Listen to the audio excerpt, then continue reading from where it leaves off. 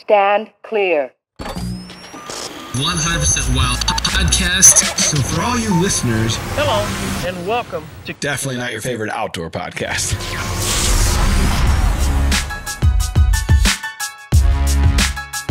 What's up, everybody? Welcome back to the Drury Outdoors 100% Wild Podcast, powered by DeerCast, and you are tuned in to a special Longbeard Legends edition. This may be the most special Longbeard Legends edition. It's the ultimate version. So this is episode really 6, but it's our 5th in our special guest series.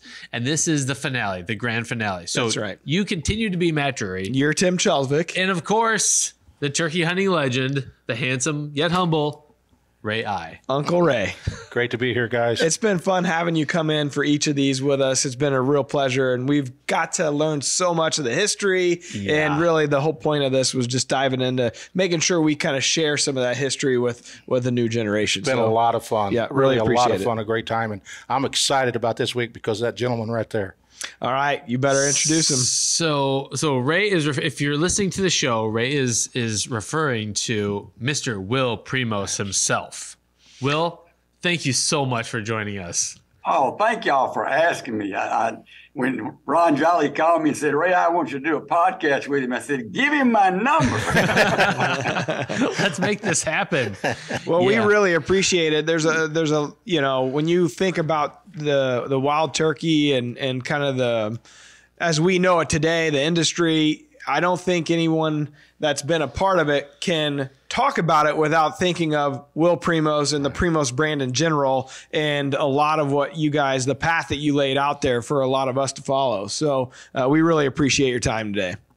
Well, thank you so much. You're very kind with your words. Of course, when we started all this and trying to make a living, that's all we were trying to do is make a living. And we started the Truth series. We had no idea what we're doing, and I'm not so sure we still don't know what we're doing. We know the feeling. Well, and it's interesting because last week we had your partner in crime, Kush Strickland, on, and just talking about like the early days and him filming for you, and it just strikes me as what a leap of faith it must have been to try pushing to make something happen in a world where this industry really didn't exist, and you guys were innovating as you went along, clawing tooth and nail to try to make something happen.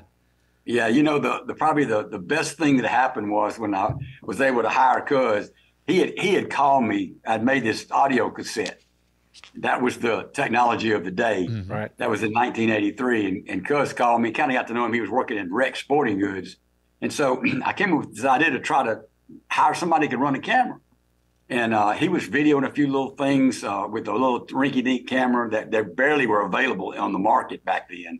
Back in 86, I think it was when they became available. But anyway, I got Kush talked into it. And I told him, I said, now, Kush, I know I got this little game car company. I got another job. So I don't think I can go very much.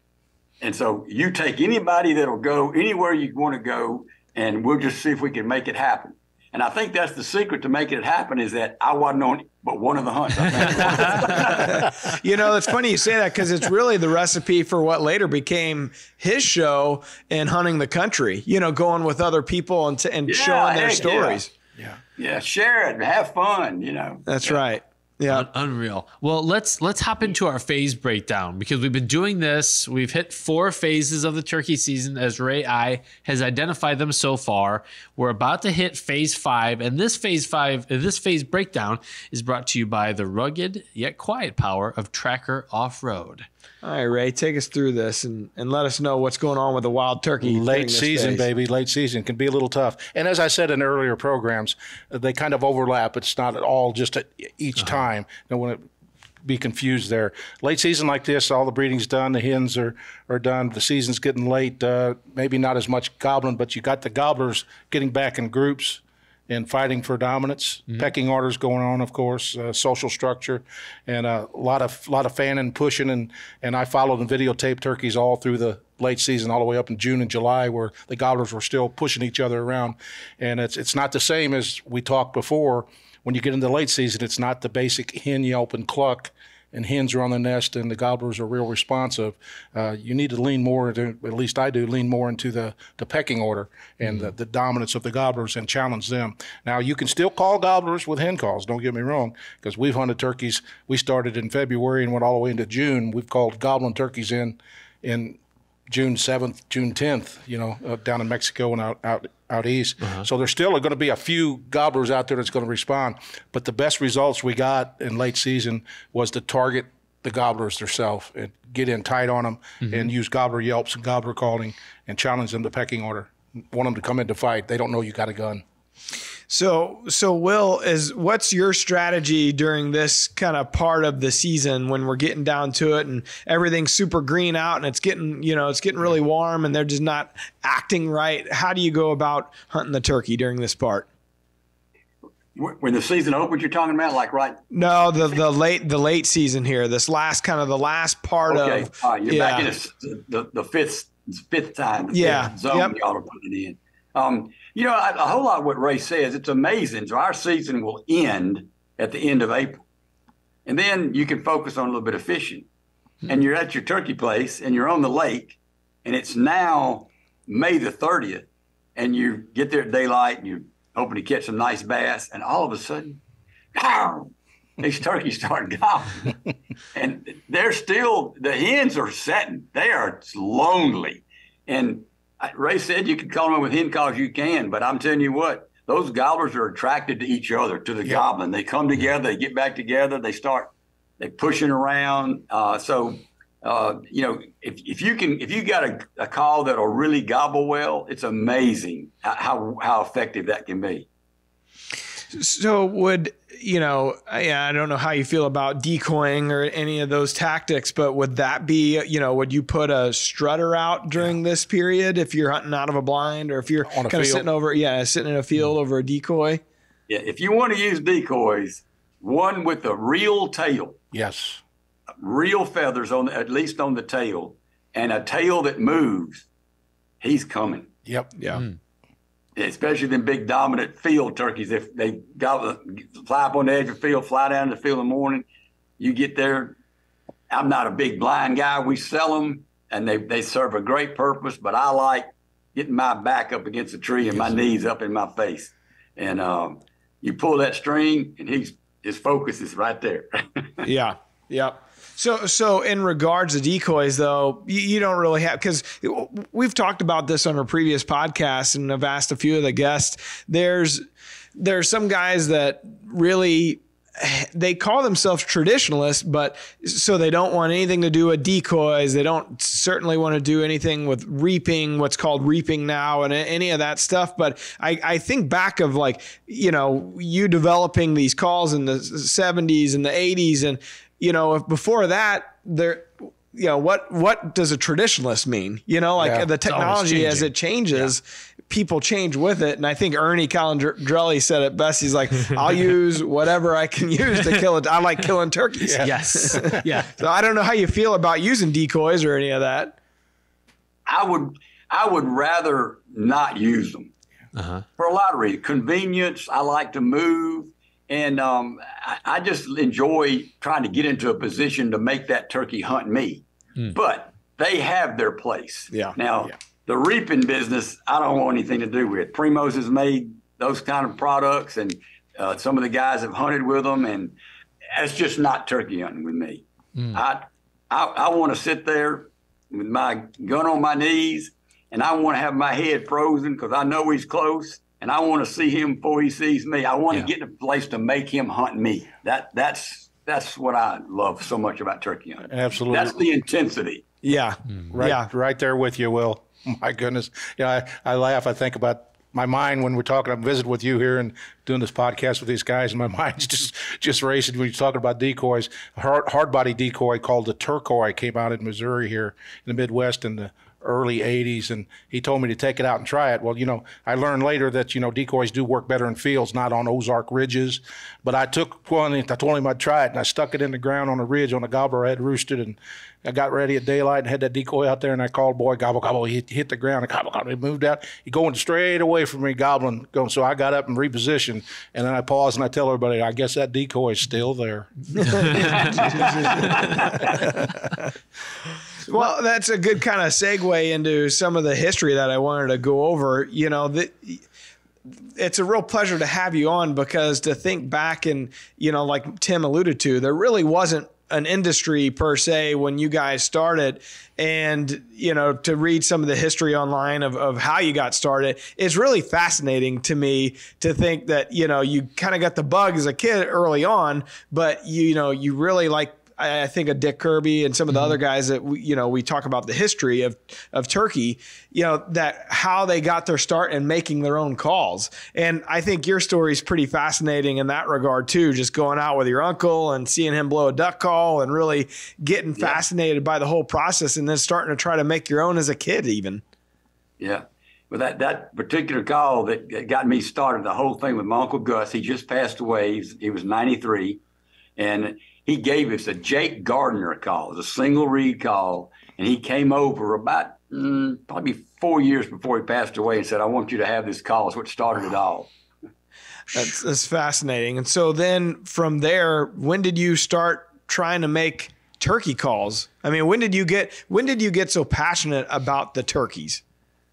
That started into my later teens when, kind of grew up, you're in college, and you're able to have a little bit more free time. You got your own driver's license, and gosh, I saw turkeys deer hunting, growing up, but we didn't have many, and we didn't really hunt them.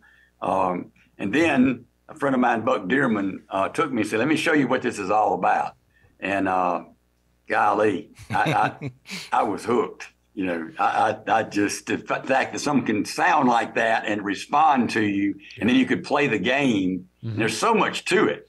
I fell in love with it. And then I started, Buck challenged me. Buck has passed away now, but Buck challenged me. He said, "Will, this mouth call I got ain't worth a darn. It's great for about 2 days, and you can make me one of these." And I said, "No, I don't want to make one of those." He said, "Yes, you do." So I got 10 beer cans and started cutting out a horseshoe frame and trying to figure out how to put them together, and started using prophylactics. We called them rubbers back then. You couldn't buy them. You had to get them from the pharmacist. You didn't buy them off the shelf.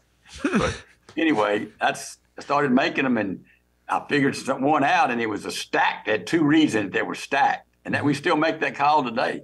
Started selling it in 1976 is when I first had my first dealer. But anyway, the rest, I guess, was history. I guess I was dumb enough to think that I could do this, So how was it just kind of playing around with the different call configurations? Like, how did you come up with that double stack or come up with that idea? That idea was given to me by a lady named Eleanor Ressler, who was a big turkey hunter in North Mississippi on the Mississippi River. Mm-hmm. And she made a stacked triple reed call. Wow. And it was like having a biscuit in your mouth. The guys just loved it. Very, very raspy. It had very little front end to it, but the gobblers they just respond to it. So I was trying to make something that would fit a little bit better. And so I made a double reed. Buck had a triple reed. I made a double for Buck, and it really worked really, really well. So it's just a matter of, I took double-sided foam tape, like a carpet tape. It was fairly thin that you put it down on the floor to hold carpet down. I used that to separate the 2 frames at first, but it kind of absorbed saliva and kept all the germs. It wasn't a good call. You wouldn't want to make them like that anymore. But I just kept experimenting, and then I tried different tensions and different tensions every which way. But the people up north and the northern turkey hunting crowd, the machinists up there, really perfected the frame that locks the reeds into place. they perfected that. So we used that style, bought frames from them for a while. Then I built my own dies, but they really perfected it. I don't know who exactly did it, but they were somewhere from the Northeast. What were you able to charge per call back in those days? And when did you start to get the idea that? I charged $20 for a stacked double reed call in 1976. That's a chunk of change. Yeah, I was going to say back then, is that the equivalent to maybe like $50 or so? You know, now? Might be. But I made them year round, and then I'd go to a show before I ever had a dealer, and I'd just go to a show in 1975.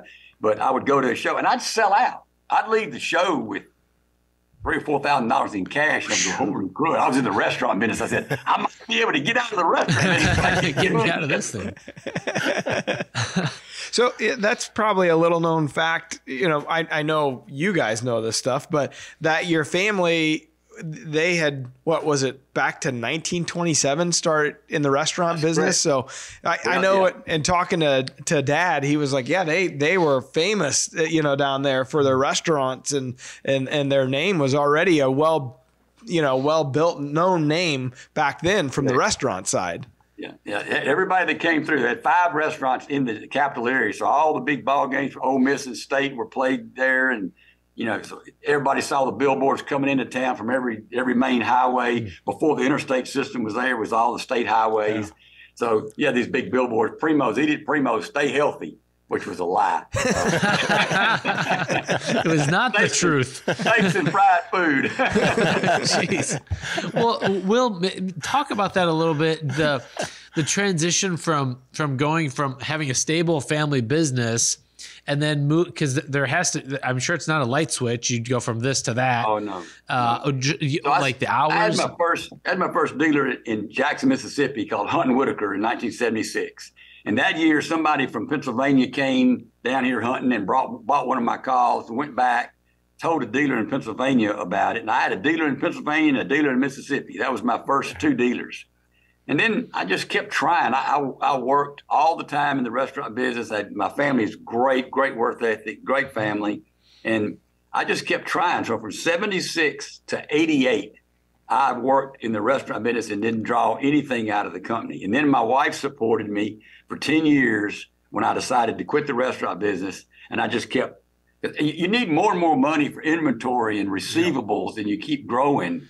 So, you know, we got to a point, when we sold the company in 2006, we had 260 employees and we had 900 products, and we just kept adding to it. The videos gave us the opportunity to be able to be looked at as people who loved it and were experts. I don't know if we were experts, but we did love going hunting. And so if we were using a backpack or using a bow sling or whatever we were doing, people saw that and they wanted to try what we were using. So we used that as kind of a launching pad. It's amazing, you know, to think about the old VHS tapes and the Truth series and really what it has done. And then it evolved into, you know, the TV shows. And it's, I don't know if looking back now, if you know, back then, if you would have thought it could have ever evolved into this, but my gosh, I mean, think of how many hunts and, you know, think of not just turkey, but you think of the elk hunts and the deer hunts and all the videos and the TV shows along the way. I mean, you guys, we made a conscious commitment, to try to be number 1 or 2 in every category: deer, turkey, elk, waterfowl, and predator. And so we purposefully tried to figure out how to do that. So it took a lot of luck and a lot of special timing. There's a book, people have already talked about this book before. I think a lot of this book is called The Outliers, and it's written by Malcolm Gladwell. He's a famous New York Times best-selling author. And it's a story about when you're born. Not only for some people, for hockey players, it's the month of year that you were born that can determine whether or not you're going to be any good or not. Really? You read the book and it'll explain it to you. And then there's the decade, you know, the century. Whenever you lived, for Gates, he couldn't have done what he did, Bill Gates, if he hadn't been born when he was born. Because the opportunities that were available to him would not have been available to those that came before him or after him. So for us, for Primos, here I am. I said, I can't afford I can't afford any advertising dollars. So the advertising budget originally was, if a dealer calls us and wants to buy some product, we sell him up to $500. Do not do any credit check. Don't do anything. If he doesn't pay you, we write it off. Don't even make one phone call. Write it off to advertising. And that's what we did. And then the next step was, well, how do we let more people know about it? I don't have any money to buy advertising.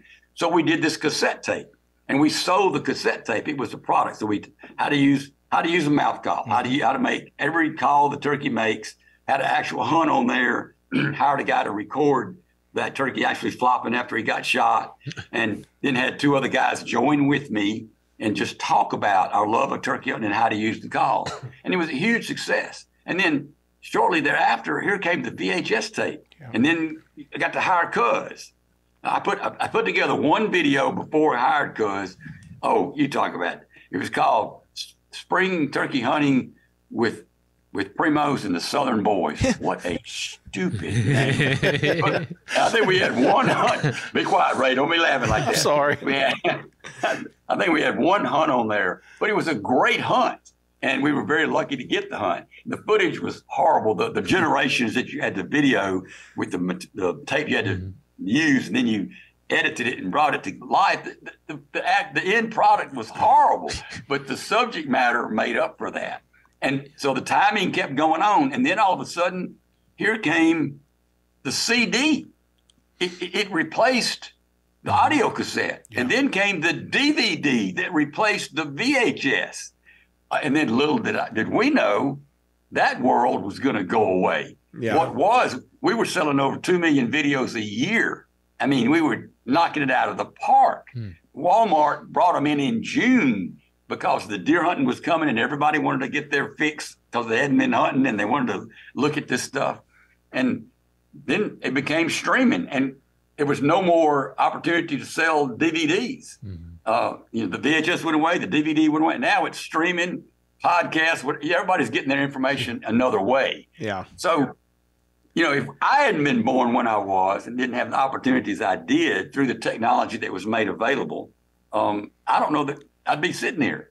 So I feel very lucky to have had that. You often wonder, though, because guys that are, guys and gals that are driven or successful, they usually all have a common denominator, that type A personality. They would have been, you always think they'd be successful at something. So you always wonder what would have been, what other thing could they be doing, or they would have been great doing something, right? Yeah. Yeah, because they had the aptitudes for it. Yeah. So Will, maybe you guys struggled a little bit early on with that, with the title for that instructional cassette that you did, but it sounds like you had some influence over what happened here at Drury Outdoors.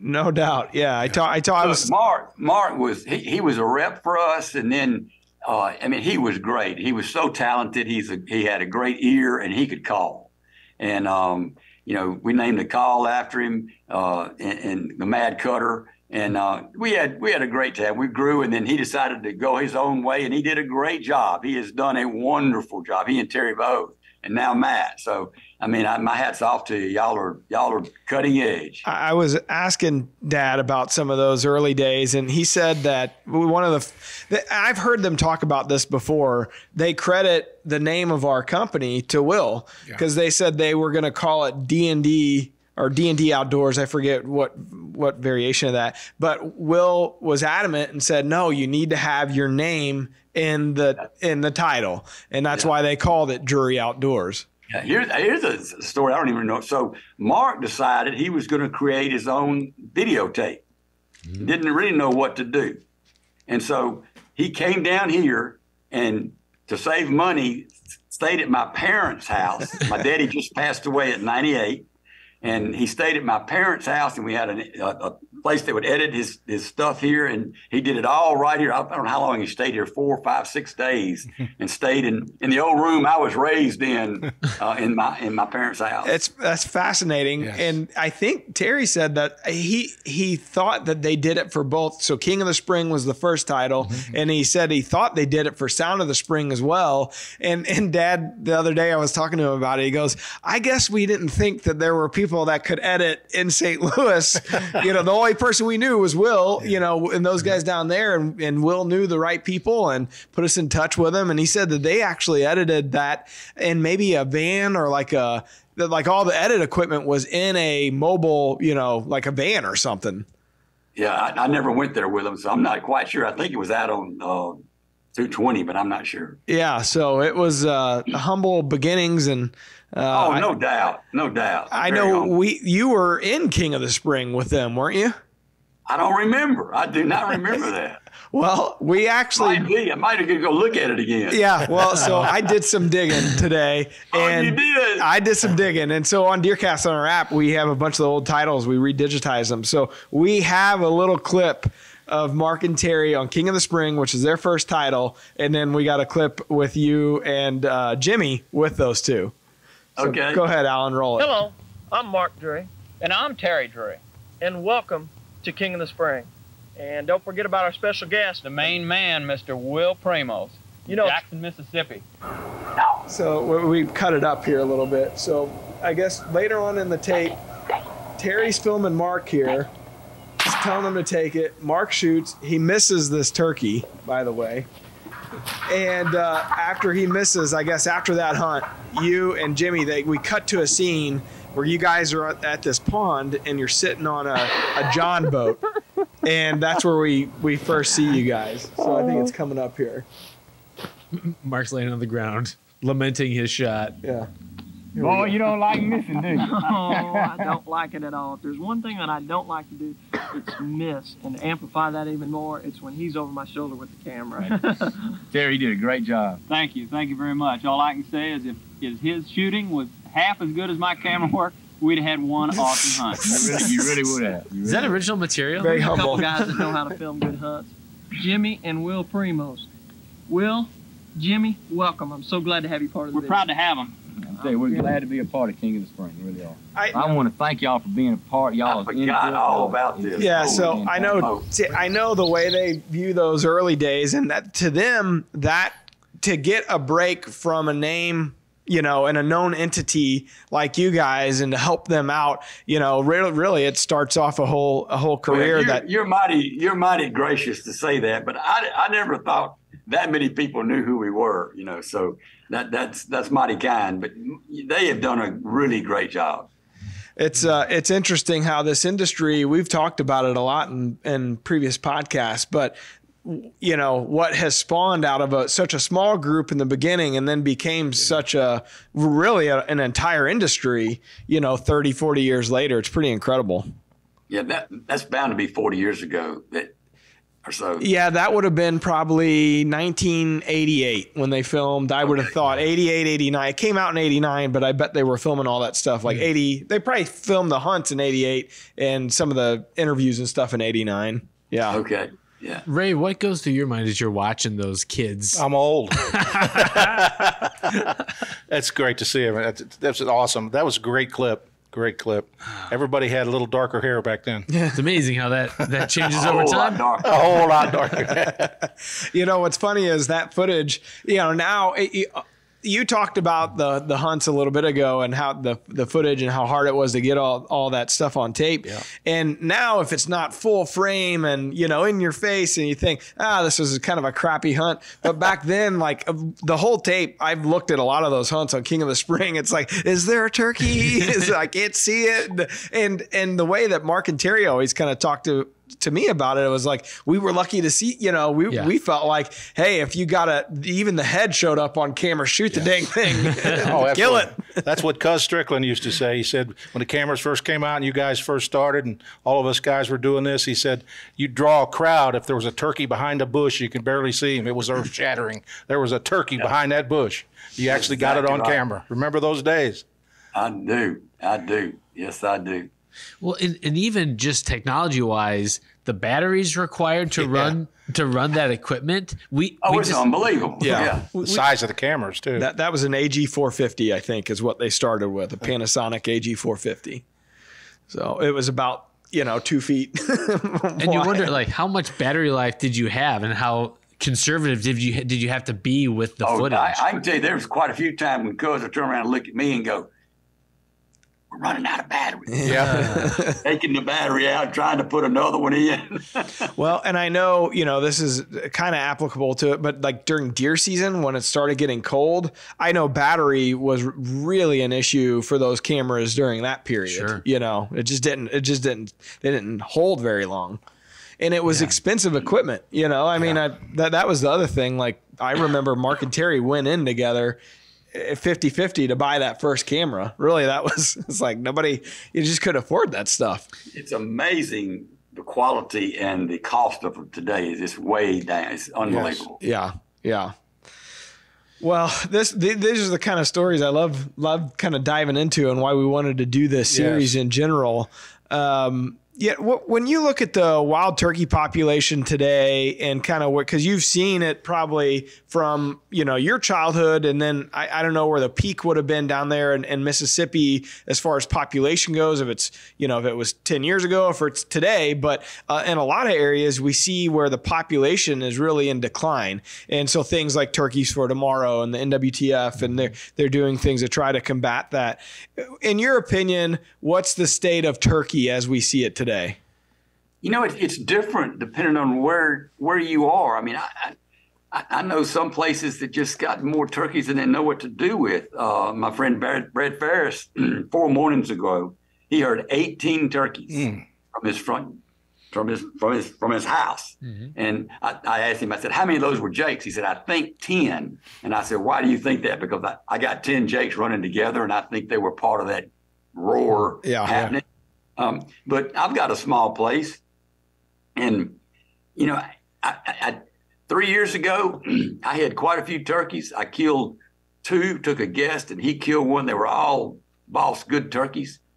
And the next year, there were none. There were no gobbling turkeys. Huh. I put out cameras and just didn't see hardly any. Every once in a while, a hen would come by. So I think there's something to messing up that pecking order, taking out too many of the same age class of turkey. Yeah. I'm not sure. I'm not a biologist. Yeah. But I laid off, and they've really come back. And now I've got more turkeys than we've ever had. And I think you need the right habitat. You've got to have nesting areas. You've got to have thick places. They can't be long strips of thick areas. They've got to be a big area so a turkey can get in there and hide, and predators harder for them to find them. But, I think there's a lot of reasons why the turkeys are down in some areas, but some of those places in Oklahoma and Arkansas and Missouri too, that used to have just buttload of turkeys, don't have them anymore. Mm-hmm. And I don't know what the answer to that is. What's the biologist's name from Georgia? Chamberlain? Dr. Mike. That did the study on great horned owls killing the gobblers. Y'all seen that? I didn't see that part. Holy crud. That freaked me out. These great horned owls it's mainly during the gobbling season. They'll come in there and they'll hit that big gobbler and knock him out of the tree, and either break his neck or stun him enough, and then fly down there and finish killing him, and eat all of his insides out from his throat. Really? And the gobbler's laying there, and he's documented it. Whoa.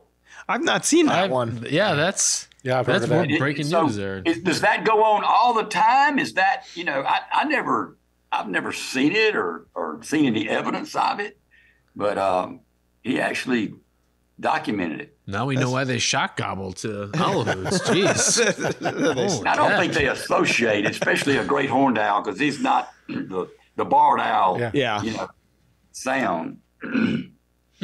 Well, it's kind of a wimpy sound. Yeah. Well, I'm curious what you think about turkey hunting culture, because we have so many more inputs now. It's not just VHS tapes like back in the day, but it's all the online stuff and TV and online streaming. Well, I think it's very important to have the right mentor, to have somebody who truly loves and respects the wild turkey. I can't believe I've gotten to the point, but I can call one up and just watch him and let him walk. And Amen. There's a time when I didn't want to do that. Was it an ego? Was it a prove that I could do it? That that I could kill my limit. Mississippi is 3, and I rarely kill 3 anymore. Yeah. I go here quite a bit. I love listening to them. Mm-hmm. But the right mentor is very important. And this reaping, I was down in Florida. It's probably been 30 years ago. I was with my friend Will Walker, and this turkey was out in the field. And this old man was our little guide, and he said, "You want to walk out there and kill that turkey?" And Walker said, "Yeah." And he said, "Go over and cut that bush that's real thick and hold it up in front of you." And that old man showed us. He held that bush in front of himself, nothing but his legs below it, and 3/4 of his body was hidden.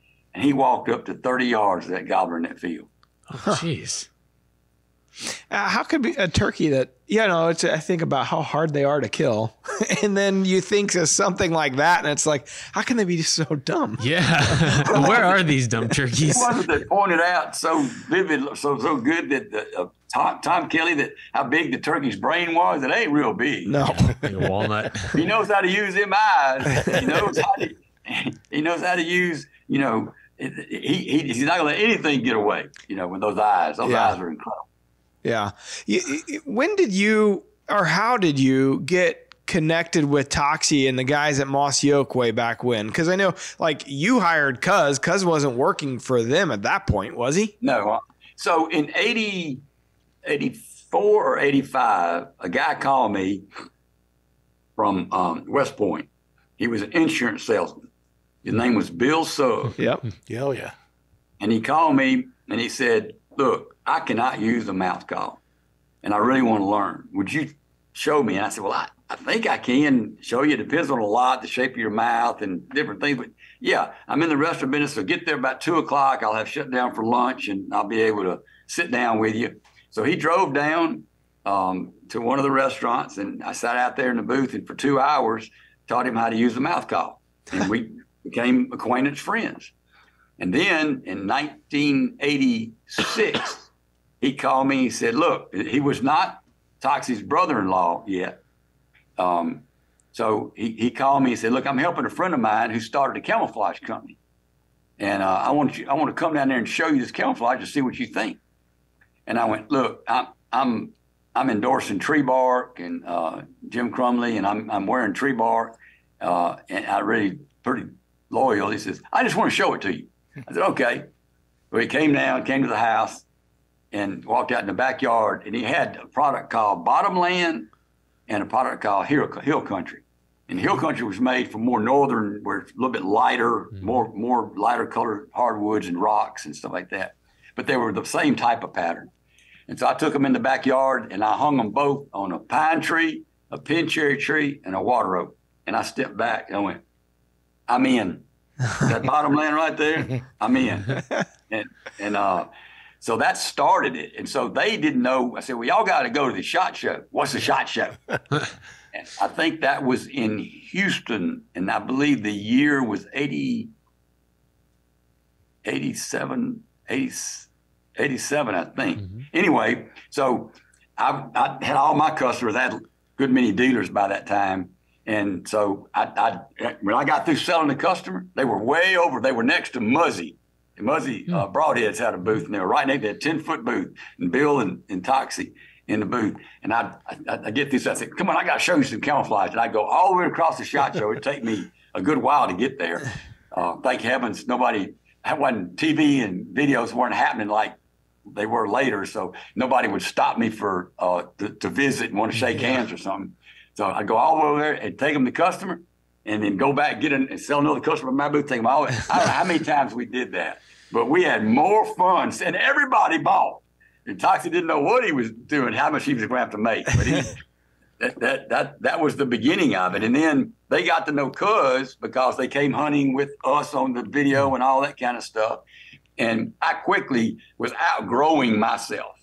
I was exceeding my ability. I was going to bankrupt myself through success because I was growing too fast, too much receivables and inventory. I had about $1 million in sales, but it was almost doubling every year. And I just couldn't handle it. So I called Toxie. I said, "Toxie, I'm going to have to let Cuz go. I can't afford it." And I said, I got a truck I bought for him. And I said, y'all are doing great. We can stay hooked up together. Why don't you hire Cuz and buy the truck? And I'll keep trying to do what I'm doing and you can keep flying. And he goes, okay, let's do that. Wow. So that's what we did. Wow. I've never heard that. That's awesome. In a truck. The truck's name was the Silver Bullet. Came with a driver. That's pretty cool. Gus tells the story that after that first year of videoing, he was leaving North Mississippi and he was real tired and he had promised his wife he'd take her out that night. He's driving back down 61 headed toward Natchez and he was really, really tired. So he pulled over. It's like 2 o'clock in the afternoon. He had taken this guy hunting that morning trying to video. And so he pulled over and went to sleep. And before long, he heard tap, tap, tap on the window. He opened his eyes and it's pitch black dark. There's a guy flying a flashlight in his window. And his highway patrolman. He rolled the window down and he said, sir, are you Ronnie Strickland? Yes, sir. He said, your wife is looking for you. And falling asleep in the Silver Bullet. Wow. That's a great story. How far apart is West Point from Jackson? Like, it's not that far, is it? 2 hours and 20 minutes, 30 minutes. So it's one of those things you were talking about outliers. I mean, it's interesting. You know, geography plays a part in that story, and you know, thinking about Mr. Suggs calling you up for turkey calling lessons, and then later, you know, becoming what he still is for Mossy Oak today, and his relationship with Toxie, and like those are all outliers that create, you know, I don't know, magical. It's still magical. It is. It was a lot of incredible timing and opportunity that I couldn't have created it. And God had a big hand in it. Well, I was just a kid back in the 80s, but I remember that world. And it's an overlay for me when I think about you guys talking about these stories about barnstorming across the country, going to like there were no cell phones to stay in constant contact with people. A lot of vehicles didn't have air conditioning, and it wasn't comfortable to try as comfortable as it is now. When we traveled, Tim, at the airports, there was a line at the payphones. Yeah. And I'll never forget, I got my bill one time and it was like $4,000. I'm looking at the cost of Saudi Arabia and all these weird places, Afghanistan or whatever. And I called the phone company and said, what the heck's going on here? They said, well, you probably didn't hide your number when you were punching in your card number, and somebody, they have people who stand back there reading it. Oh my gosh. They watch you punch it in, and then they'll rob your phone number, and then they'll use your number to make all these phone calls. So that was what was going on. But I remember we finally bought a brick phone. It was $1,800. Terry had one in his truck. Yeah, and we brought a brick phone. We're going to Nashville to a show, me and Jimmy. And the name of the distributor in Chicago was can't believe I can't think of it right now. Anyway, they called and they said, Myers wants 10,000 videos, VHSs. Wow. And so if it wasn't for that cell phone and being able to make that deal right there, we paid for it.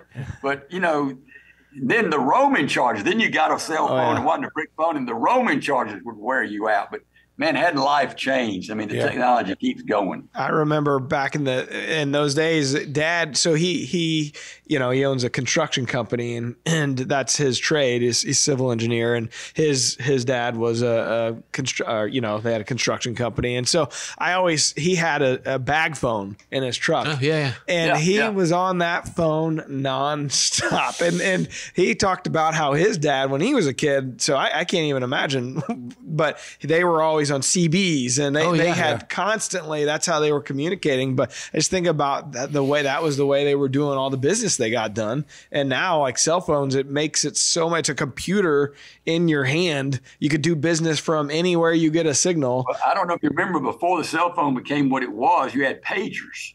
So you had a little pager, and you could be paged, and you knew to go call somebody. You were either a businessman or a drug dealer if you had a pager. Oh man. Yeah. So it's, you know, when you look back, is there something that you know, a story or a time where you remember that's like, this is this is what catapulted us, or this is what, was it inventing the true double turkey call, or what was it that you thought, all right, we're going to make it now? Yeah, there's several things along the way, but I remember we had gotten to a point that it was about 1995 or so, somewhere in there. And we were fixing to build a new building, 110,000 square foot building. I like to have everything under one roof. We had bought another company down in Anthony Foster, who does all the CNC work for all of our box calls and all that. So we were really ginning. And I went to the bank with a plan, and I told the bank, I said, I want to meet with the president and all the commercial loan officers. And so I had 7 executives that worked for the company, and we were all sitting in that room, and I presented the plan to them. Y'all, my camera just fell off. Can you see me? Yep. Yeah, we got you. The president looked at me, and after I made the presentation, I was asking for a $10 million line of credit. And the president looked at me and says, Will, how much are you paying yourself? I said, well, as a matter of fact, I started drawing $500 a month last month. Wow. the first time. He looked at him and said, give the guy a loan. In other words, I think that's when I knew we'd made it, because we paid the sacrifices. We'd been disciplined. It wasn't about me going to Jamaica and having a fancy car and a big house and all that kind of stuff. And I made the sacrifices to build the foundation and Jimmy Primos did too. Everybody did that made it possible to get to that point.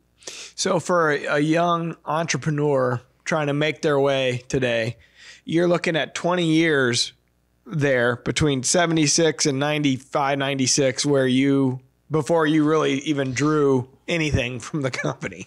Hard work. And, they don't all start that way, but I mean, think about it. These are very low dollar items. Mm-hmm. They're selling for $20 and less. And you got to sell a lot of them at a high margin to make it work. And there's other ways to do it. A good comparison is mossy oak. A much higher dollar for a shirt and a pair of pants and that kind of thing. And so your dollar volume is higher. Your margins might be a little less, but mossy oak grew much faster than Primos did.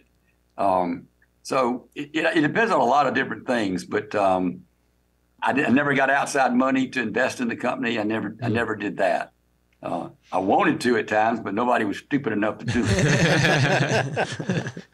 I know my grandpa always said, if you don't need a partner, don't get a partner. There you go. So you were smart. I don't know what the margin is on an app. Well, it's low. Let me tell you. Slim and none. I got the answer. Will, do you ever, has anyone ever run into you if you're out and about, like maybe you're on a hunt and you stop by a retail location and buy one of your a call or something that Primos has made, and someone sees you like, what? You ain't got to do that. So I'm now that I have some time, a little more time, I'm a sporting clay shooting nut. Y'all talked about A personality. I'm a little bit of an A personality. And so I just left the Florida Challenge. It's a big shoot in Florida outside of Gainesville. And so I'm there, and I decided I wanted to go and get some Loctite to tighten up a little thing on my gun. Mm-hmm. And I went to Tractor Supply, and I'm buying Loctite and Tractor Supply in a town called Stark, Florida. It ain't many people live in Stark, Florida. It's a rural area. And this guy's standing there looking at me, and I'm like, holy smoke, what did I do? And so I'm leaving. He said, Will, Mr. Primos, look, I grew up watching you. And I realized that was you. And can I have a picture made with you? I mean, it's a tremendous honor, and it happens. So when we go through the Atlanta airport, sometimes none, sometimes 10 people will stop you because they just like they do Ray. They've seen you. They've grown up with you. They know you, but you don't know them. You've been in their living room. They've watched you on TV. I mean, even though it was a DVD or a VHS, it's still on the TV. Well, I remember seeing Ray on ESPN when I was a kid. And Will, I remember watching you. In fact, I chickened out. I saw Will at NWTF a few years ago, and I didn't want to bug you because I know like NWTF, it's hard to make any kind of headway, but it is crazy to be like, oh, that's somebody I think I know. I mean, they line up for Terry and Mark, and it's unbelievable. Those people are crazy. They are great, and they are crazy. That's right. You hit it perfectly. Well, one of our listeners has a question for you, Will, and so we're gonna get to our question of the day. All right. So the question of the day is proudly presented by the new Tetra Rise from HHA Sports. With the clean sight picture of a single pin with the convenience of a second pin, bow hunting Longbeards just took a giant step forward. Hi, this is Chris J. I was wanting to know what your most memorable turkey hunt would have been. Thank you, guys. Love listening. I don't know how you're going to narrow it down because I bet you have killed some turkeys in your time. He killed a couple. There's so many, but it's got to be one of two. And one of them was on the Truth, the first Truth on Glasscock Island with Kush. And you could see the wad, the camera and the lighting was just right. You can see the wad hit the turkey in the neck. Oh. So it's a pretty cool hunt. But there was another guy with me, and it was his membership that got us on the place. And so he's sitting beside me, and we had talked. We thought when we were walking up there, the turkeys were over a slough. We said, I think there's two gobblers, because there's got them at the same time, but one of them had just a little longer. And I said, I think there's two gobblers. I said, if there's two, you take the one on your side, I'll take the one on my side, and whoever's closest shoots first. Mm-hmm. So we had that plan down. Cuz he's running the camera. He ain't hearing none of that. So the turkey's coming, but his turkey ain't where he can shoot it. And so we're waiting. Cuz goes, Will, shoot. Will. So finally I shot, and then he missed his turkey. But that mop wad hitting and us doing that, that's just kind of a classic from the True series. Yeah. And then the other one is going to be a hunt with my wife. About 5 years ago, I asked her if she'd go turkey with me that morning because she loves. I've been all over the country with me. She said, "Yeah." I said, "I don't want to shoot one though. You go ahead and shoot him. You go ahead and take your gun." I said, "Okay." So we went. We parked the truck. Turkey gobbled. I said, I think I know what ridge that turkey's on. So we went there, and we're standing there. He hadn't gobbled anymore. And I'm waiting, and all of a sudden he gobbles again, and he's 100 yards from us. Mm-hmm. And I looked at her, and she's standing by a perfect tree. I said, so she sat down. I sat down right here, got my gun on my knee, waited till it got light, scratched in the leaves, clutched one time on a box call.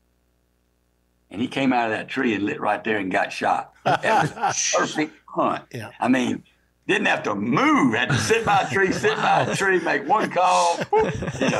It's just, they rarely happen like that. Yeah. One of those mornings where it just turned out perfect. Yeah, it just turned out perfect. That's how you do it, honey. This is how it always happens. She knows better. I'm really impressed with you. Awesome. Well, Chris, thank you for submitting that question. Get a hold of me via the Rack Pack, and we will send you a podcast hat for submitting the question of the day. Well, how about we jump into the Real Wild clip? Yeah, so Will, every week we have a clip that's either sent in or that we've come across from our archives. A lot of them are sent in from our viewers or our listeners, and it's something that's happened out in the wild. And so we call it the Real Wild clip, and we take a look at it and kind of break it down. So this one's from Gary Waddle. It's a quick one, so you got to pay attention. It was filmed outside the Omni Parker House Hotel on the city sidewalks of Boston, Massachusetts. Okay. Let's roll this footage. That's turkey just walking. Just walking. Yeah. There's it is a congested metropolitan area. That is Boston, and there's a turkey just walking. Kind of wonder where the turkey even came from. I mean, I guess it's a wild turkey. Yeah. A not so wild turkey. It's a metropolitan turkey. It's a high class turkey. Wow. You don't see that every day. No. That's a weird place to see a turkey. I tell you what, it's too cold up there. That's what's wrong with that turkey. Oh man. Well, Ray, before we take off, we always every week we have story time with Uncle Ray here, and he always kind of takes us through a memory, something might have jogged his memory from the podcast, and he kind of tells us a story. So before we part ways, we always end it with an Uncle Ray story. I got to tell one called The Game Warden, because it's a original classic, and actually it's going to be on my radio show this week. Is we were in the Ozarks in 1975 and had a turkey camp. We're guiding turkey hunters, had some great turkey guides, but we had a couple clients coming down, and when they showed up, they were in Bermuda shorts, sandals, and drinking heavily, and poked me in the chest and said, "We were paying money for this hunt. We need results immediately," type thing. And we had roosted some gobblers right off the old logging road there, just easy access. Well, they went for a nature walk with my guys the next morning, kind of take some of the venom and vigor out of them. And so they had kind of a rough day the next day. And then we went to a 6,000 acre mining called Tiff Mining at Borite. I used to work at Tiff Mines, and took them up there, and there's a lot of test holes up there. And the guy said, "Well, what is that?" And I said, "Well, my relatives buried a game warden there in 1946, and out there my great uncle buried a revenuer. You know, it's grave sites." So we did that stuff, and anyway, we get back to the camp and stuff, and we have a big dinner out there at the camp, and our guys are standing around. One of the guys said, "Did you hear that?" There's two guys. It's kind of settled down a little bit. They were still. We nicknamed the one guy Loudmouth. And the guides started loading their guns and sliding off in the woods real quiet. And it was just me and my brother and one of my guides and the two clients sitting there. And the guy come into the firelight, and he said, "How y'all doing?" I said, "Don't come in here like that. I know you're the game warden." And he says, "All right." I said, "Let me see some tags." I said, "We don't need any tags." Anyway, we got into an argument, and these two guys are showing their license and everything, and they're like, hey. Then we get into it, and we go out there to the side, and that's the next thing you know, we're wrestling and we're fighting. And then as I walked by the fire, my brother laid a .32 automatic in my hand as I walked by. So I got there, I shot that gun off on the ground, and he flipped down on the ground. And guys come up and loaded their guns and said, "Did you shoot him?" "Yeah, I didn't want to." And they're dragging him down off the woods, and these two guys run out there, looking back, said, "You didn't shoot him, did you?" I said, "Yeah, right there." And I didn't want to, but I had to. And so finally, the guy's got a shovel over his shoulder. Listen to this. And he goes, "Hey, Ray," he said, "these two guys saw it all. Well, you're already digging a hole." They jumped in the truck and took off. Well, sure. So who did you get to play the game warden? We got a guy to play the game warden. He had a badge and everything. He had the whole 9 yards. So who was it? His name was Abashan. Robert Abashan. He made a special trip down to play the game warden for us. That's too good of a practical joke. That's next level. That's one of the best ever. We scared the bejesus out of those two boys. Well, yeah. You got rid of them. Yeah. But of course, I got in trouble later, Will, because I was doing a DU banquet up front. I was telling that story up there at the banquet as I was entertaining, and I did the calls and stuff. Then I told that story about the greatest practical joke ever. And the guy I did it on got up in the audience and come running up to get me. I had to run from him. Whoa. It was True story. That place erupted. It went crazy. They still talk about that DU banquet where the guy run me out of the hall. so it was the client that you ran. Yeah, it was Loudmouth. He was at the DU banquet. Only Ray. I swear. Yeah. Yeah, that's next level. Ray just killed a guy. Yikes. Yeah. Well, that's a great business plan, Ray. On yeah, I was gonna say, business. Yeah, no return client there. One and done. Honestly, the guy got to know him later on and lightened up, and I took him turkey hunting again. So it's all's good that ends well. Okay. All's well that ends well, or whatever. Funny. Wow. Jeez. Well, Will, we can't thank you enough for taking some time for our podcast, for what you've done for the industry, for capping off this Longbeard Legends series that we ran this spring. It's really an honor to have you on. Well, thank you. And look, I got to tell everybody listening in, there's a story about Ray called Ray's First Turkey Hunt, and it's the story about his granddaddy and Ray, and it is absolutely the best turkey story that's ever been written. Y'all got to look it up. I will link it in the show notes. So Will mentioned this to Tim before the podcast. You were able to find it, right? Online somewhere. Yeah, Outdoor Life has it. Yep. So Will, what makes the story, or what stood out about the story for you? Well, it's the story about his grandfather giving him the opportunity to learn to turkey hunt and telling him he was going to have to do it on his own. You'll have to read the story to hear what happens. All right. Perfect. Look at Will not giving away the spoiler. Nice job. That's a deep tease. Yes. Now I have to go read the story. Well, dying to know. You got to read the story. It's great. Well, we also need to thank Ray for coming in and lending some credibility and authority to this Longbeard Legends I don't know about series. that credibility. Oh, when it comes to killing turkeys, you definitely have a credibility that we do not. It was great. It was great being on here with you, Will. It's awesome to see you again, my friend. Ray, Really what good. an honor to be with you. What a legend you are. And I know your wife is ill, and I said a prayer for her the other day. Thank and you. I want the whole audience everywhere to think about Ray and his wife at this very difficult time. Say a prayer, lift them up. Thank you. We appreciate Absolutely. that. Yeah, thank you. Well, thank you everyone for tuning into the Longbeard Legends series. We'd love to hear what you guys think about the show. So sound off, leave us reviews. We love hearing that. And we may reprise this next year. Absolutely. It's been fun. And the history, that's the thing that I have enjoyed the most. I said it at the beginning, hearing the history and being able to pass that on to another group of outdoorsmen and women. That's the whole point of this. So I think we've accomplished it in some small part. We stand on the shoulders of those who came before us. There you go. We all do. We sure do. Yes, sir. Amen. All right. Well, Here's to y'all spring morning. May every spring morning be greeted by the tall timber, Gabriel, singing over his domain. I love it. Amen. Amen. Beautiful. Perfect way to end it. All right. Until next time, peace out. See ya. DeerCast is now supercharged with maps. Get ahead of your game with killer new features like live Doppler radar, wind check out to 5 days, virtual rain gauges, GPS path tracking, and more. Plus, get our 14-day revolutionary DeerCast prediction and access to DeerCast Track. Prep, predict, and pursue with DeerCast. We're adding new videos every week, so make sure to click that subscribe button and check out all of our amazing content. This episode of DoD TV is brought to you by DeerCast. Prep, predict, and pursue your target buck.